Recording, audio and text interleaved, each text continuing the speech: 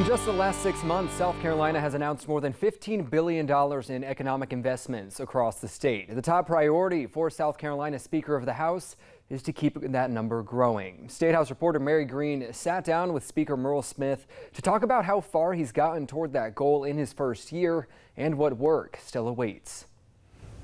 I think we're really poised to continue this momentum we've had in economic development, and our number one priority is to create jobs for South Carolinians. To fill the thousands of new jobs expected in the coming years, Speaker of the House Merle Smith says South Carolina needs to rev up its workforce. The House of Representatives passed 2 workforce development bills in the last few months. One to consolidate all statewide efforts in this arena under one agency, and the other to ensure students are prepared for college or a career when they graduate high school. As we work through this process and we continue to have companies locate here and want to locate here, we need to make sure that we meet the needs of the workforce, not only for today, but for the future.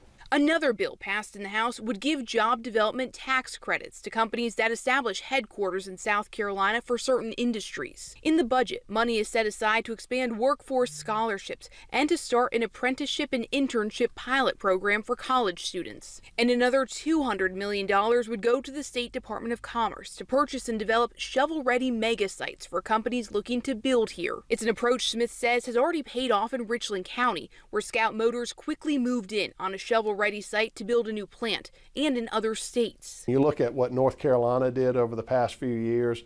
They invested into mega sites, and then they've had a lot of success of locating expansive industries and new technology industries as a result of having shovel-ready sites. Smith says the state is especially focused on bringing more of these investments and jobs to rural counties. Right now there's a lot of interest, so I think we're really poised to continue this momentum. Much of this came out of the work done by an ad hoc economic development committee that Speaker Smith formed last fall. Looking ahead to next year, Smith says he wants to see more done to address child care and transportation needs for workers, as well as utility modernization.